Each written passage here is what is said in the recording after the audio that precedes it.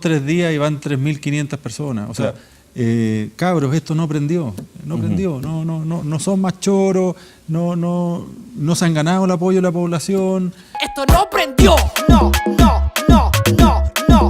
Esto no prendió, no. Rafagazo. Cacerolazo. Muy bienvenidos todos alienígenas, estamos en un nuevo capítulo de Esto no prendió. Hoy analizamos la semana política con dos invitados. Primero Gloria de la Fuente, presidenta de Chile 21, muchas gracias por estar acá. Gracias por la invitación. También tenemos a Juan Pablo Sangüesa, secretario internacional de Partido Comunes, gracias por estar acá. Gracias también por la invitación. Vamos a comentar las encuestas que hemos visto hoy, principalmente la Academ y Pulso Ciudadano. Vamos a reflexionar en realidad sobre algunos datos que aparecen. Inicialmente con la aprobación del presidente Piñera y su gabinete. Me gustaría comentarlo, no tratar de enfocarnos en su desaprobación, que ya es conocida, está súper comentada, sino reflexionar sobre, o escuchar su reflexión sobre la posición de la oposición. Porque aunque el gobierno esté desaprobado, aunque el gabinete también tenga alto nivel de rechazo, parece que siguen siendo capaces de instalar una agenda como la de seguridad. La oposición presenta 3 o 4 proyectos distintos respecto a la Asamblea Constituyente o una Asamblea Soberana. Hay un desorden ahí. Entonces, me gustaría conocer cuál es su análisis, primero respecto a la aprobación del gobierno, pero sobre todo el rol de la oposición. Gloria. A ver, mi impresión de estas ya casi 6, 7, vamos para la 7ª semana de movilización es que lo primero es que, aunque hay responsabilidades compartidas y todo, creo que lo que es evidente es que nadie ha capitalizado de manera adecuada aquello que tiene que ver con el movimiento social en la calle. Lo que uno no ve ahora en general en las movilizaciones, más masivas, menos masivas, cacerolazos, cabildos, etcétera, es en general a los partidos políticos, ni de izquierda, ni de derecha, ni de las oposiciones, ninguna instalada, y más bien, para quienes hemos estado en distintas instancias de participación, lo que hay es una crítica súper generalizada sobre todo el mundo político en general. Y eso lo comparte sin duda el oficialismo hoy en día, que además aparece como el principal responsable y el que finalmente se le cayó la agenda. Pero también aparecen los partidos distintos de oposición, de la oposición más tradicional y de la oposición más nueva. Y ahí hay un desafío tremendo, yo creo que enfrentar, porque, y lo digo particularmente desde el punto de vista de las oposiciones o del mundo de la izquierda, de la centroizquierda en general, es que además, frente al nivel de atomización en una situación súper aguda de crisis política y social, la verdad es que tampoco parece la alternativa clara. Y yo creo que el derrotero para eso hace complejo lo que se viene para adelante. Sin duda el gobierno tiene una responsabilidad enorme tener que responder, yo creo que a 3 cosas que son bien fundamentales.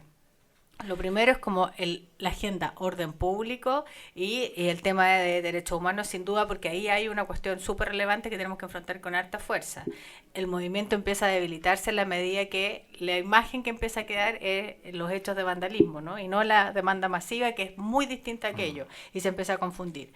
Lo segundo, claramente, es la agenda social, que hasta aquí había puesta. Hay un ministro que está liderando esto ahora, que yo creo que el único ministro del gabinete que más o menos se ha salvado, que es el ministro de Hacienda nuevo, el ministro Briones. Pero así todo, no hay una oposición tampoco que esté con claridad respecto a cómo enfrentar esto. Y lo último, el proceso constituyente. Yo creo que el proceso constituyente va a tener éxito y va a poder lograr finalmente fijar el derrotero que todos esperamos, que finalmente el cambio de una constitución a través de una asamblea constituyente, por lo menos que la mayoría, me imagino, espera. Sí, solo sí, estos otros 2 temas tienen expresión clara de cómo van a salir o cómo se van a solucionar.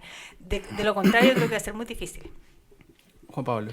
Sí, a ver, yo comparto en términos generales lo que plantea Gloria, y me parece también que hay algunas cuestiones que son interesantes de esta encuesta. No es que hagamos política en función de la encuesta únicamente, pero sí es bien interesante analizar, por ejemplo, los niveles de desaprobación crecientes que está teniendo, quizás un mínimo gesto, pero que no dejan de ser interesantes, las movilizaciones, las marchas propiamente tal, que pueden permitir también una apertura a cierta tolerancia a otro tipo de manifestaciones desde el mismo gobierno, me refiero a represión o salidas más autoritarias, pero también las encuestas nos dicen una cuestión bien interesante, que uno de los mayores índices de desaprobación o uno de los indicadores de mayor desaprobación del presidente es la falta de liderazgo para el momento. Y creo que ahí, más que existir una respuesta que es como la que está dando el gobierno, que es una agenda social, intento un poco de morigerar toda esta situación por varios lados, la necesidad de llenar un espacio en un liderazgo que muchas veces en Latinoamérica le hacemos un poco el quite a esta cuestión, a esta cosa media caudillista, le hacemos el quite como algo bien bananero, decimos, o dejémoselo a Venezuela. Me parece que quizás el pueblo chileno no está lejos de esta necesidad, de este vacío, que en términos ya más teóricos podríamos incluso estar hablando quizás de un momento, se está gestando una especie de momento populista. Y ahí me parece que es bien interesante analizarlo, no en el sentido peyorativo de lo populista, esta cuestión como que se confunde muchas veces con la demagogia, sino que un populismo como aquella categoría que nos permite un poco analizar la situación política, histórica del país en función de un nuevo antagonismo. Porque yo no creo que lo que hay acá sea ausencia de política, que muchas veces se plantea como que la gente abandonó la política porque no está eligiendo entre el Frente Amplio, la ex Nueva Mayoría o Chile Vamos. La gran mayoría de la gente, creo que un 67% me parece aproximadamente, no se identifica con ninguna de estas coaliciones. Y una mayoría más o menos similar tampoco se identifica en el eje izquierda-derecha. Eso no significa que la gente no tenga interiorizada una politización o un antagonismo político en sus propias categorías. A mí me parece que es todo lo contrario. Y lo que tenemos que hacer nosotros, y ahí comparto con Gloria, los partidos políticos, los militantes políticos, los centros de investigación también políticos propiamente tal, es buscar de qué manera interpretamos esta cuestión que está pasando. ¿Cómo entendemos? Y a mi juicio yo me caso con que existe hoy día una división muy clarita, un poco entre pueblo y élite. Creo que hay una noción, un olfato de la gente de entender todo lo que es élite y todo lo que es pueblo, sin necesariamente encauzarlo en una gran teoría, en una gran ideología. No es socialismo del siglo XXI, no es comunismo, no es anarquismo, pero hay una noción de la gente de hacer comunidad. Y creo que una de las prácticas que más nos ha hecho sentido a la ciudadanía, o que le ha hecho sentido a la ciudadanía estos últimos 40 y tantos días de movilización, es precisamente el pertenecer a algo, el pertenecer a una comunidad con un vacío, con esta, incluso una cuestión media freudiana, nos falta el padre, una cuestión, perdón, nos falta la madre. La carencia, y por eso a mí me llama mucho la atención, quizás estoy divagando y quizás no, este indicador que lo que más le critica o lo que más culpan al presidente Piñera hoy día es la falta de liderazgo, esta necesidad del salvador, esta cuestión media heroica que tienen de repente todos los procesos, y que podemos ir analizándolo a la luz de la historia o a niveles comparativos, no solamente en Latinoamérica. Me parece que esto es extrapolable a varios procesos internacionales. Pero claramente el desarrollo no es de manual, y me parece que aquí esto es lo que más distingue a cualquier momento o acontecimiento medianamente con esbozos populistas, es que no hay un manual, así, los 10 pasos del populismo, los 10 pasos para poder interpretar el momento. El caso chileno va a ser el caso chileno, que no va a ser el mismo que el argentino, que el venezolano, que el francés, que el español. Sí.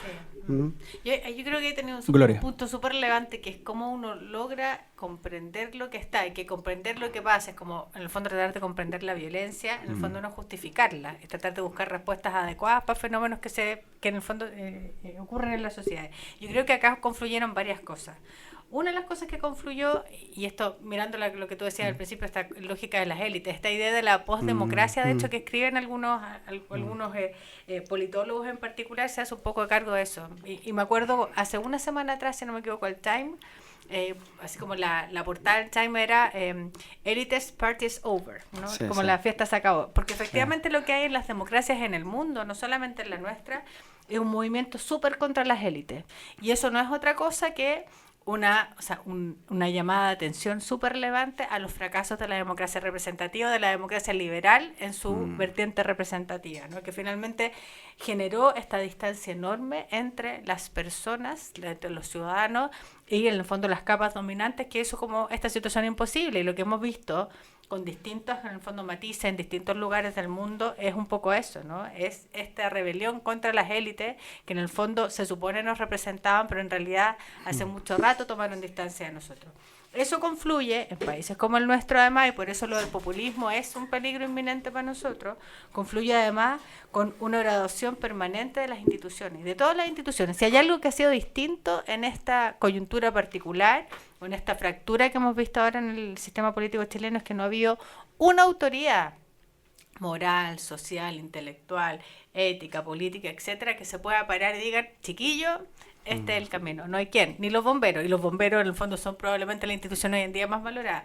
No hay instituciones que nos puedan decir, no hay líderes de instituciones que puedan decir, tengo la suficiente como credibilidad y altura moral para parar. Entonces eso hace más compleja la situación y evidentemente frente a ese escenario de debilitamiento de las instituciones lo que aparece es el peligro populista inminente, de derechas o de izquierdas, porque aquí en el fondo el populismo desafortunadamente no tiene color político. Y el problema es que lo que hacen los populismos en general es seguir en la línea de la degradación de las instituciones. Y entonces probablemente las noticias para el sistema político chileno de no mediar claridad en el mundo político hoy en día para ofrecer soluciones que pueden ser muy complejas para la situación en la que estamos, pero que son necesarias, claramente esto se puede desmadrar, digamos, y podemos terminar con un sistema político con mayores niveles de complejidad, con mayores niveles de densidad o calidad, y eso es un problema. Sí. Juan Pablo, por favor. Sí, yo comparto el diagnóstico que hace Gloria, pero tengo una pequeña diferencia semántica que de repente puede ser grande también a la vez. Yo creo que efectivamente lo que hoy día hay es un cuestionamiento de la democracia liberal, no me cabe duda, en su sentido más procedimental, es decir, no dio abasto esta cuestión de que por haberse verificado ciertos procedimientos nuevamente, por resguardarnos en un manual de, bueno, la democracia chilena está perfecta porque cumple con los manuales, básicamente. Nos comparamos con Uruguay, o sea, claro, no. Y en verdad no era tan así, porque también hay un componente emocional muy importante en la política que lo dejamos de lado durante al menos estos 30 años, donde se vuelve este vacío, a esta maternidad vacía que nunca existió y que hoy día se critica mucho desde la ciudadanía.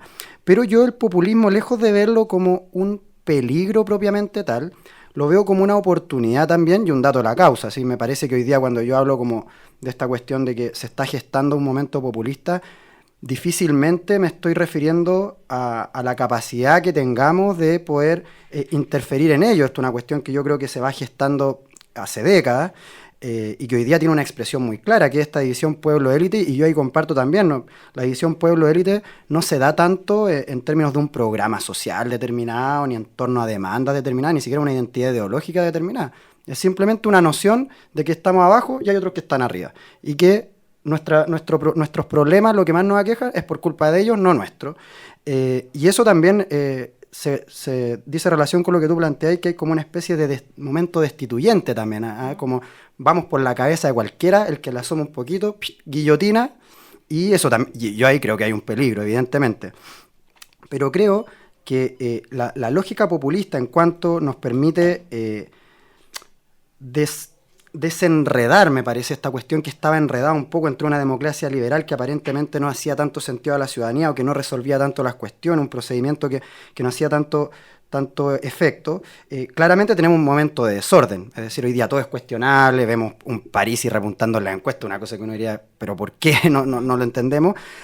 Pero me parece que de este desorden también tiene que emerger un nuevo orden. Y yo creo que eso tiene todo que ver con insisto, con la tesis populista, no en su sentido peyorativo, sino en el sentido de cómo logra ser una categoría de análisis del nuevo momento, que no se escuda en la clásica lucha de clases o en el clásico resguardo del manual. Creo que eres un admirador de la Chantal Mouffe. Un poquito, de Ernesto Laclau y Chantal Mouffe creo que han aportado algo. Y aún así, creo que en Chile tenemos un momento que ni siquiera podría ser interpretado de manera de manual nuevamente por ellos, sino que necesitamos darnos esta reflexión, porque yo creo que, como lo decís tú, efectivamente la gente quiere un orden, po. Quiere un orden. Yo no creo que la gente quiera barricadas permanentemente en la calle. Con esto me estoy tirando encima a todo el mundo de la izquierda, ¿cachai? Que No, pero es cierto, más- porque si tú escucháis, de hecho, yo creo que la encuesta o el estudio más decidor de esto era el estudio que hizo el COES, Microdato de la Chile, Sí, sí. que nos mostraba como varias cosas que estaban en la movilización, cosas que pueden ir cambiando en Sí, sí, sensibilidad. sí. O sea, el apoyo de más del 80% Sí. probablemente ahora se puede reducir un poco más en la medida que no haya caminos de salida o que la gente crea que efectivamente el proceso que se instala, el proceso constituyente que se instala incluso antes de que haya un acuerdo, de repente puede estar en peligro o puede no ser el camino de salida por las demandas que están instaladas en la calle. Yo creo que eso puede ser móvil, pero sí, ahí hay un apoyo que es súper contundente, súper sustantivo y que tiene que ver con el sentido de la movilización más allá de la radicalidad o no que pueda tener la protesta más violenta, digamos. Yo sé eso sin duda. Pero a propósito de lo que tú decías sobre, y es interesante la discusión porque efectivamente estos procesos, cuando son procesos de fractura en las democracias, son fracturas que son de largo plazo. En el fondo nosotros teníamos fisura en nuestra democracia, esto es como la placa de Nazca, ¿no? Que todos sabemos que está bajo el continente, que se va hundiendo cada cierto tiempo y que cada cierto tiempo libera energía y genera una gran catástrofe. Y mientras, en el fondo, estamos todos más o menos acostumbrados y hay una especie de manifestación por aquí y por allá. Lo mismo, nosotros tenemos como habíamos tenido ya movimientos telúricos importantes en los últimos años. Yo creo que si uno mira esto en el largo plazo, lo que nosotros tuvimos el 2006, después el 2011 con los movimientos estudiantiles secundarios, universitarios, es de alguna manera un antecedente súper relevante de lo que estamos viendo ahora. El cambio de las instituciones que implicó hacer una reforma que era imposible, que era la reforma al sistema electoral, para que pudiera entrar efectivamente una fuerza política distinta, fue parte de ese cambio también, un cambio que institucionalizó una fuerza política que había estado en la calle de manera importante. Pero eso no resolvió evidentemente los problemas de la democracia chilena, que tiene, o sea, un montón de otras dinámicas en el fondo o expresiones más. Yo creo que a los temas de la desigualdad que muestra muy bien el PNUD del año 2017, estos problemas que no es solamente la desigualdad objetiva, de desigualdad en términos de ingreso, el Gini, etcétera, sino que la desigualdad subjetiva, la discriminación, esta sociedad que es ultraclasista en el fondo, ¿no? Y que es evidente que es superclasista, donde las personas sienten discriminación todos los días, algo que está en la expresión de la calle. Súmale a eso los abusos de poder y los delitos del financiamiento de la política en general. Y vamos conociendo casos. En las últimas semanas, en medio de las movilizaciones, conocimos de dos casos. Tagle, por un lado, que había sido el ministro de Deportes del presidente Piñera en el gobierno 1, y lo del ministro Goldberg, y uno ve las penas en relación a la dimensión respecto a lo que ahí ocurrió. Y claro, uno entiende que haya, en el fondo, enojo, rabia y una sensación como de abuso de poder, ¿no? Que está instalado. Entonces, evidentemente, toda esta conjunción de variables que se juntan, prenden la mecha con la situación que hemos visto hace un par de semanas atrás. El punto es cómo salimos de esto. Mi temor es que, y efectivamente se puede producir un movimiento populista. Lo que no sabemos es cómo eso puede terminar en términos de las instituciones. Yo convengo contigo en que si hay algo que queda demostrado en el mundo es que estamos frente justo como una transición, un cambio de paradigma respecto a la democracia liberal, ¿no? O sea, hasta los propios liberales más están revisándose. Están revisando sus propias doctrinas. Mi tesis doctoral fue sobre eso, sobre calidad de la democracia, justamente sobre una crítica a la forma en que nosotros medimos calidad de la democracia en general en América Latina y en el mundo. Y claro, y una de las contrataciones es, mira, sí, la ciencia política tiene ese problema, que es el problema del mainstream en el fondo, ¿no? Que estamos súper fijados y mirando permanentemente lo que vemos son las instituciones. Entonces, a las instituciones de la democracia representativa, los partidos, no sé, Congreso, qué sé yo, le agregamos otras instituciones, entonces las instituciones de contabilidad horizontal, vertical, qué sé yo. Pero hay una cosa que se nos olvida en general en la politología, y que tiene que ver con, y que lo entrega mucho más la sociología. La sociología tiene más herramientas para eso, es mirar la democracia ya no solo desde las instituciones, o es decir, de las reglas del juego, sino que desde la sociedad. La democracia también supone no solamente un régimen político, ¿no? Sino que una condición de la sociedad. Tú puedes tener instituciones perfectas, con una sociedad que en el fondo es apática, es poco politizada, que está en esta lógica como de la democracia iliberal, como dicen algunos autores, y la verdad es que no cuaja esto. Y lo que terminó pasando, yo creo, un poco en la democracia chilena es que, claro, frente a todos los estándares, con excepción tal vez de la participación ciudadana, como mecanismo de participación de democracia directa y semidirecta, nosotros cumplíamos todos los cánones. Y por eso algunos índices nos comparan con Uruguay. Y yo francamente siento cierto pudor cuando nos comparan con un país que tiene un sistema político que es bien admirable en general, ¿no? Donde la sociedad se involucra en los procesos. Y independiente de quien gane o no gane la elección, o sea, una sociedad que está politizada, que está involucrada. En las elecciones se veían de ambos bandos celebrando juntos. Absolutamente. El fin y de además semana donde está súper instalada esta idea de que o sea, a las personas, al pueblo, a los ciudadanos se les pregunta cuando hay decisiones que son súper relevantes para la sociedad. No Como es las de, una cosa que como las de pase por impunidad, el- por ejemplo. Exactamente. El plebiscito que hubo 2 veces incluso. Y puede gustar o no gustar, pero es la ciudadanía la que se pronuncia. Nosotros en eso estamos lejos. Imagínense que estamos hablando ahora de habilitar un mecanismo de plebiscito porque ya no dio más, o sea, la posibilidad de que se consultara a los ciudadanos finalmente esto. Entonces, yo creo que estamos en un momento que efectivamente nos puede permitir transitar hacia un tipo de democracia que puede ser distinto, donde el ciudadano esté al centro, no esté siempre como lejos. Lo que yo sí me temo es que estos procesos no son fáciles. Y frente a faltas de liderazgo, faltas de conducción, claridad respecto a el derrotero complejo que viene hacia el futuro, lo que podemos terminar finalmente validando son estas respuestas como simplistas que tratan de vender un discurso fácil y poco complejo a materias que en la sociedad son súper complejas de abordar. Sí, indudablemente. Y en ese sentido, bueno, lo mencionabas tú, Juan Pablo, se posiciona un nombre que parecía haber estado desaparecido. Sonó desde la semana pasada con un porcentaje menor, pero hoy aparece ya con más fuerza. Lo mencionaste tú también, parece que es Parisi.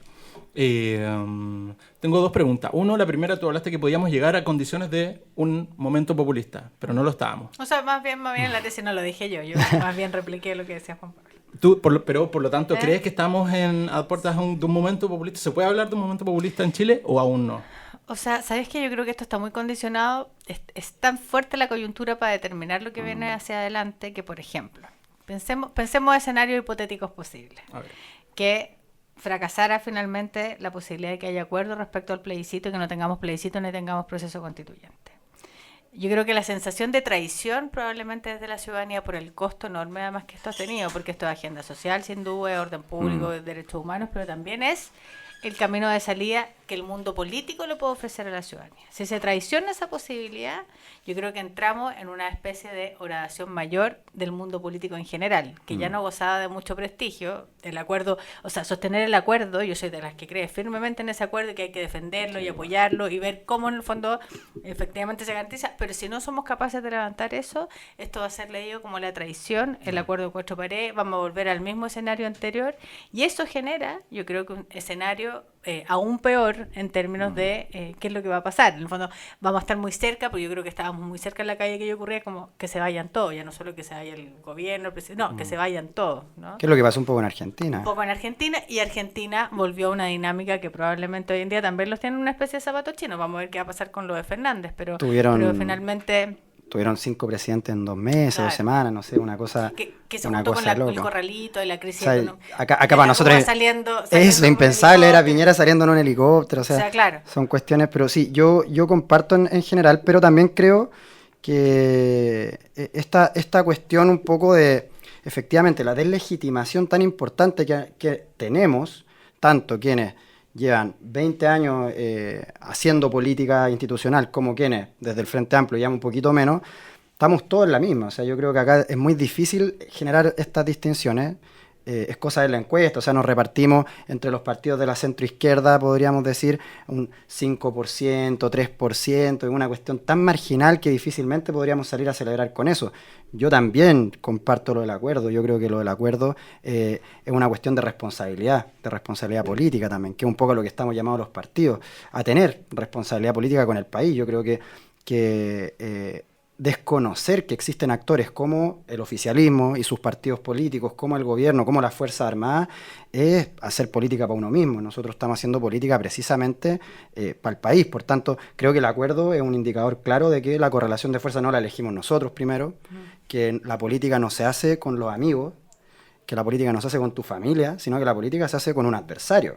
Y que en este caso tuvimos que llegar a un acuerdo que a mí me parece que garantiza al menos que, por una parte, la Constitución, la forma de la nueva Constitución, o si hay nueva Constitución, o el órgano que ve esa nueva Constitución, no sea el Congreso, sino que es la gente. Y creo que esa cuestión era impensable antes. Recordemos que el gobierno 2 semanas antes de eso tenía 2 posturas al menos en el oficialismo, o sea, o no nueva Constitución, o si la hay, que lo decía el próximo Congreso. Claro. En ningún caso la gente, o sea, una cuestión, la democracia directa ha sido muy pocas veces utilizada, sobre todo por la derecha. La última vez que la derecha se abrió a una cuestión de democracia directa fue para el plebiscito del 80. Y Renato Cristi después en un libro un poco que se mete bien en en la biografía de Jaime Guzmán nos decía que para Jaime Guzmán ni siquiera ese plebiscito era un plebiscito, era una consulta. Y si es que no se aprobaba, seguía igual, porque el poder constituyente lo tenía la Junta. Entonces, vemos ahí el desprecio también de la voz ciudadana que ha tenido la derecha históricamente, pero también, por otra parte, hemos tenido una izquierda, que ahí yo no voy a entrar en la pelea de quién es más de izquierda, cuál es la izquierda 1, izquierda 2, creo que esa cuestión no aporta en nada, pero sí una izquierda que también creyó que sentar las bases por una democracia liberal, podía servir, era un papel, una garantía eterna. Y ahí yo creo que, por ejemplo, los partidos que estuvieron en el pacto de la transición, de la democracia, de la dictadura, perdón, a la democracia, hicieron una pega muy importante. O sea, efectivamente, me parece que no hay medias tintas. Pues estar entre dictadura y democracia me parece que es un poco... Está claro el escenario. Digamos. Claro, uno no puede decir, no, es que yo quería democracia, pero además que me garantizara el socialismo. Entonces, entonces eran traidores. Yo ahí me distancio absolutamente. Creo que no hay dictadura o democracia, 100%. Pero luego, seguir insistiendo con que la dicotomía es dictadura-democracia, me parece que nos lleva a un engaño. Y un engaño que se va acumulando en esta olla de presión, que finalmente la gente hoy día ya no le interesa el miedo del retorno a lo que fue la dictadura, sino que lo que quieren es cómo les garantizamos mejores condiciones de vida.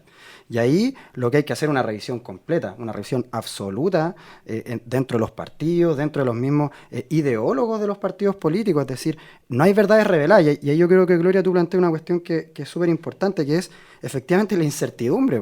Sí, me parece que una de las características, y vuelvo un poco, no es que esté enamorado del populismo, pero creo que nos permite, es una categoría que es muy útil en este tiempo, el populismo trabaja sobre la incertidumbre. El populismo, si hay algo que no tiene, son certezas. El populismo no te dice, bueno, aquí llegamos al comunismo, por esta vía llegamos al socialismo, o por esta llegamos a tal proyecto. De otra manera, lo que hace el populismo es aprender a trabajar bien los miedos.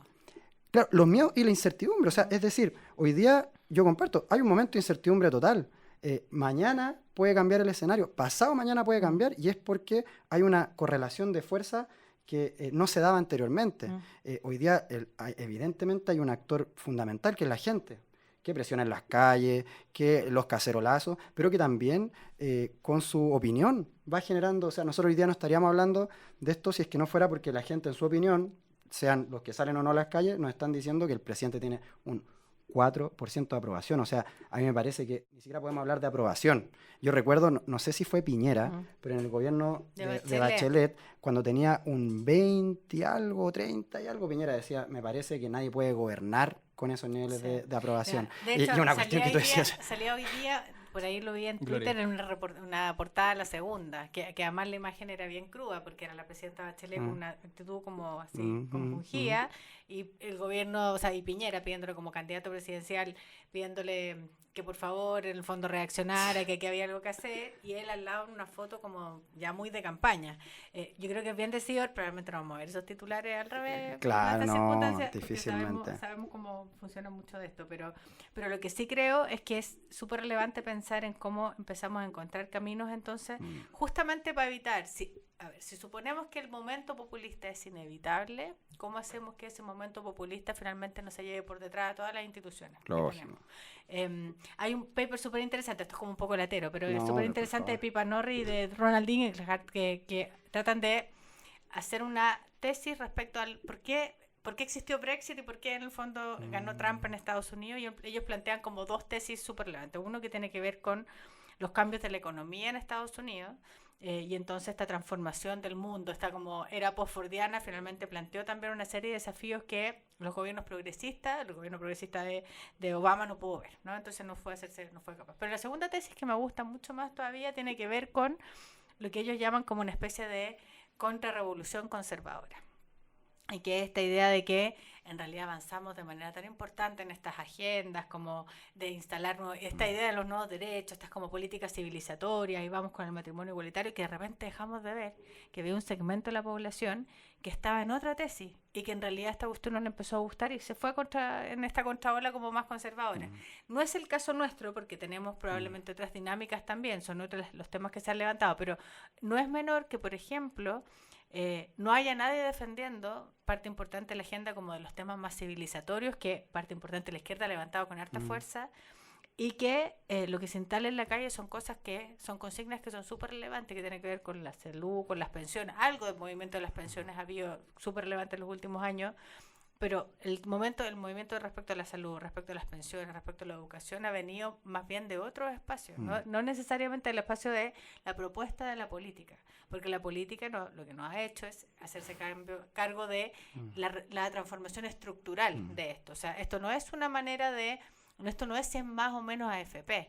Esto lo que finalmente requiere es darle dignidad a las personas Pensiones que dignas, se jubilan por un rato. y veamos cuál es la mejor Sí, manera de sí. resolverlo. Pero aquí detrás de esto hay una discusión sobre la dignidad que siento que la política abandonó hace rato. Sí, yo ahí no creo, por ejemplo, sí, estoy de acuerdo. Yo creo que en ningún caso debemos efectivamente prestarnos para la destrucción de las instituciones. Yo creo que eso efectivamente es una cuestión que quizás más emocionalmente y propia de la cuestión más destituyente, es como ya destruyámoslo todo. Pero sí me parece que tiene que haber como este nuevo orden y una cuestión que decía Gramsci hace mucho tiempo, cuando el tipo nos hablaba un poco de esta revolución pasiva. Yo creo que eso fue lo que hubo estos años, es decir, habían marchas por la educación, marchas por el medio ambiente, marchas por la salud, marchas por las pensiones dignas, y lo que hacía, podríamos decir, los sectores dominantes era asimilar de cierta forma las propuestas, pero sin revolucionar las instituciones, desde la misma institución me refiero. Es decir, había un cambio cultural, más ese no permeaba las instituciones. Claro, podría decirse así, que es un poco esta cuestión de revolución pasiva, es decir, cómo tomamos la idea de los subalternos y la hacemos nuestra, Ya. para seguir manteniendo la hegemonía, ¿sí? Básicamente de eso se trata esta cuestión. Yo creo que hoy día lo que está en cuestión es precisamente la hegemonía, en términos culturales, etcétera. Y ahí me parece que efectivamente la respuesta difícilmente va a venir precisamente de agarrar a la CLO y meterlo en Chile, o agarrar a Podemos y meterlo en Chile, o agarrar al Frente Amplio Uruguayo y meterlo en Chile, sino que va a venir de la manera que tengamos nosotros, por ejemplo, de construir estos puentes, de pensar Chile desde Chile. Creo que esa es una cuestión que los proyectos populistas o nacional populares incluso tienen muy claro, es decir, no hay dos Chiles en el mundo. No hay una democracia que pueda servirnos de traje a la medida a los chilenos hoy día. Hoy día lo que tenemos que hacer es pensar este nuevo Chile. Y pensar este nuevo Chile probablemente signifique ver qué instituciones están sirviendo y cuáles no. Y en ese sentido, cómo construimos este nuevo orden, con instituciones que le hagan sentido también a la gente. A mí me parece que hay muchas instituciones que hoy día no le están haciendo sentido a la gente porque básicamente las sienten lejanas. A mí me parece, por ejemplo, yéndome un ejemplo muy nada, pero por ejemplo el Servicio de Impuesto Interno. Tiene una función social súper importante, pero que hoy día ha sido el símbolo en los últimos años de los puestos asegurados del amigo, o de la corrupción, o de la vista gorda, ¿cachai? Entonces, cuestiones que son tan importantes, no sé, la Fiscalía Nacional, me refiero a instituciones que cumplen un rol importante en una comunidad política que hoy día han sido también, tienen una carga simbólica muy negativa para la ciudadanía. Y ahí nosotros tenemos que pensar este nuevo orden, de qué manera nosotros le vamos dando visión. Yo estudié Derecho y creo que el derecho que existe, el ordenamiento jurídico chileno, es una cuestión está en japonés para la ciudadanía. ¿Cómo le vamos a pedir a la gente que respete las leyes, se siente interpretadas con las leyes, si no entienden las leyes? Es una cuestión básica. Y acá yo no soy admirador grande de los gringos, pero Estados Unidos, el modelo anglosajón en general, tiene esa cuestión de esta máxima de que, por ejemplo, la ley sea entendida por cualquier El ciudadano. lenguaje claro, que es un principio fundamental para la gestión pública. Y que hoy día no lo estamos teniendo. O sea, me parece que la única institución que hoy día se comunica directamente con la gente sin intermediarios, Contralorito. Contraloría. Pero Contralorito es la institución, básicamente. O sea, la gente habla de Contralorito. Yo te digo, o sea, se comparten por el Instagram, por Facebook, por Twitter. Y los tipos han hecho educación cívica y han logrado. La gente ya entiende el rol de la Contraloría. La Contraloría era inexistente antes para la ciudadanía. Entonces, ¿de qué manera vamos entendiendo que las instituciones tienen que interactuar también con la ciudadanía y la gente tiene que sentirse parte de ellas? Porque una nueva constitución no nos soluciona nada si es que no hay una legitimidad también en el ejercicio, en el trabajo con la gente. Y ahí un poco lo que decís tú antes, Gloria, respecto de cómo nos salimos de estos factores más cartesianos para medirlo todo, sino que vamos también revolviéndolo un poco de manera tal que nos permita entender que necesitamos generar un diálogo. O sea, a mí me parece que una cuestión, por ejemplo, en las marchas, ver banderas chilenas y mapuche, pero así masivamente, una vez en la Plaza Italia, que es la Plaza de la Dignidad, ex Plaza Italia, la gente se ponía a cantar el himno.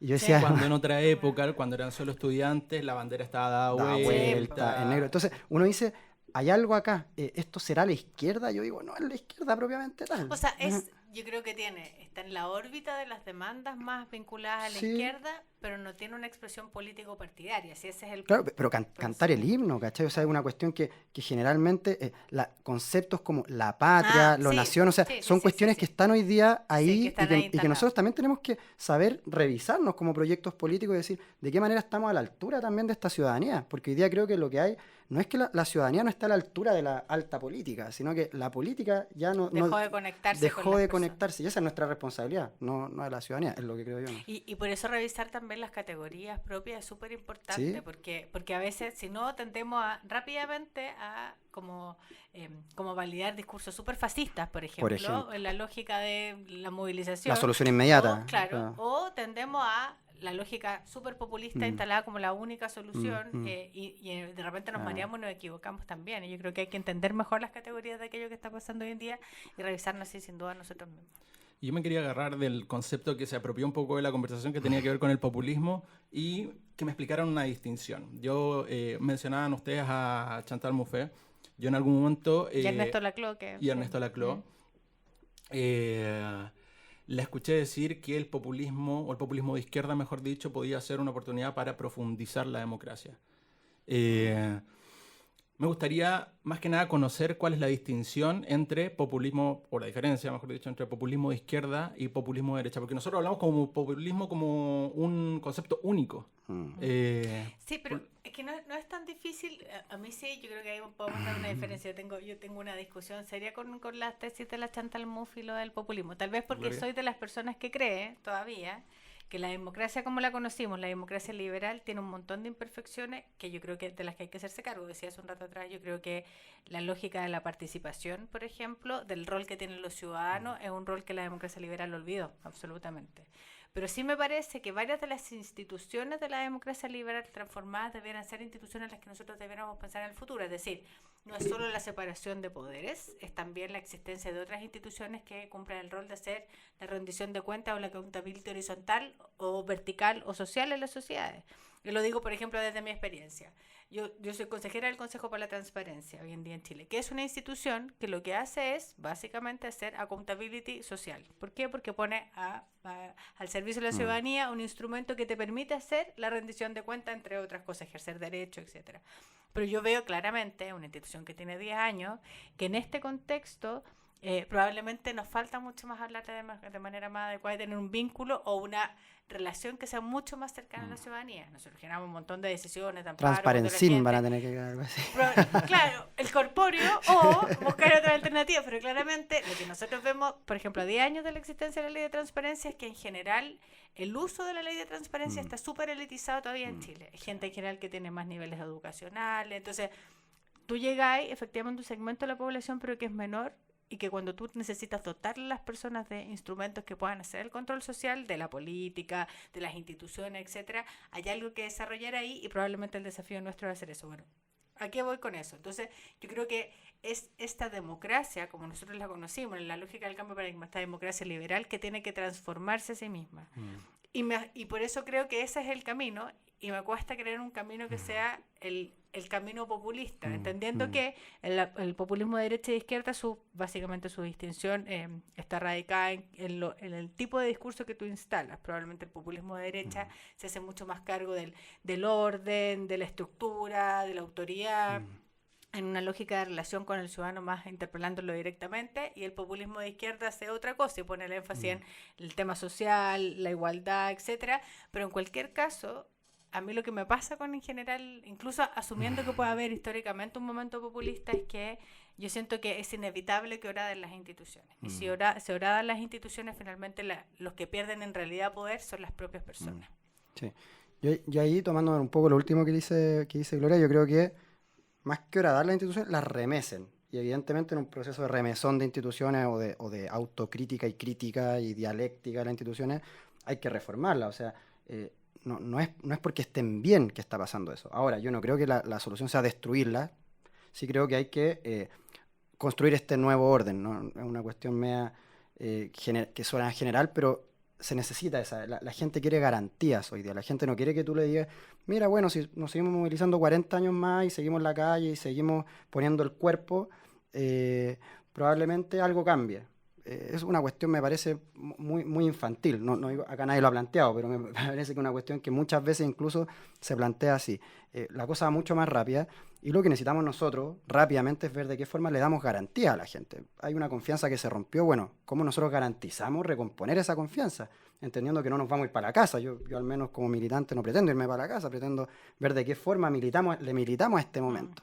Y ahí yo creo que Chantal Mouffe quizás nos va a servir un poco más adelante, porque ella es más teórica como el tema de la democracia, la radicalización democrática, el que le puso más cabeza a la cuestión del populismo propiamente tal es Laclau, pero incluso, esto se viene hablando de antes, es como el más simbólico hoy día, pero hay quienes dicen, bueno, que Lenin fue el primero en hablar de populismo. O sea, la teoría de la ciencia política tiene todo un desarrollo en el siglo XX sobre hasta Maquiavelo habla un poco de los grandes y el pueblo, por tanto ahí podríamos incluso decir, bueno, era populista antes de que existiera el populismo, pero bueno, es una discusión quizás para otro programa. Pero y hoy día tampoco hay acuerdos, es decir, grandes psicoanalistas o teóricos del populismo, como Jorge Alemán, por ejemplo, dicen que no existe el populismo de derecha. Y él dice, eso no puede existir, el populismo solo es de izquierda, porque nos dice precisamente... porque lo otro es fascismo. Porque lo otro, claro, la lógica identitaria, no está buscando interpretar, sino que está buscando unificar para excluir. Yo no comparto tampoco ese camino. Yo creo que sí puede emerger un populismo por la izquierda y por la derecha. A mí me parece que hoy día no está la interpretación de lo que quiere el pueblo o la interpretación de la emocionalidad del pueblo, no es una propiedad de la izquierda. En ningún caso. Sí. Y por tanto, eso nos hace también un poco bajarnos un poco, como se dice coloquialmente, bajarnos del pony, para decir, oye, acá nosotros no somos los que tenemos la respuesta, claro. El pueblo no es una cosa ignorante, acéfala, que está esperando que vengamos nosotros con nuestra Biblia a salvarlo, una cuestión muy colonizadora por lo demás, sino que lo que hay acá es una relación que está aparentemente rota, y nosotros quizás le dimos mucho privilegio a lo tecnócrata, a la tecnocracia, y dejamos un poco de lado el papel de las emociones. Y ahí sí yo creo que Chantal Mouffe nos sirve mucho porque ella habla un poco del papel de las pasiones, las emociones en la política como una cuestión fundamental.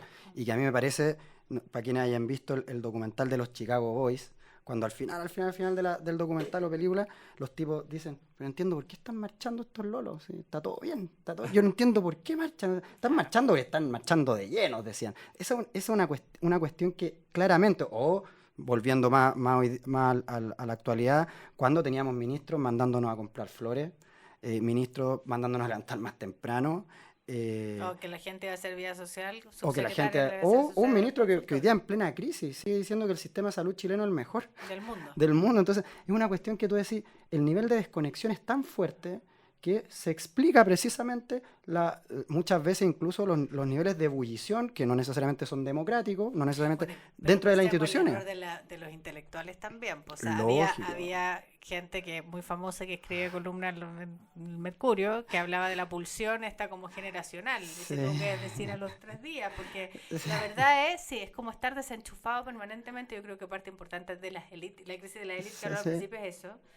O sea, élite desenchufada porque es autorreferida. En Chile además la élite está súper concentrada, el mundo económico y el mundo endogámica, político está como absolutamente concentrada, endogámica, las conversaciones están ahí mismo. Entonces, si eso no fluye, si eso no conecta con el sentir de la mayor parte de las personas, no hay respuesta que dar y no se entiende además el fenómeno. Bueno, el padre del nombre del programa, pues esto no prendió, nos dijo mucho que esto no prendió. A los 3 días, bueno, vimos que parece que prendió mucho. Precisamente nosotros elegimos ese concepto porque da cuenta de la interpretación de un grupo, ¿no? Y nosotros buscamos interpretar el momento de otra forma. Nos tenemos que ir ya, de hecho estamos pasando un poquito del tiempo.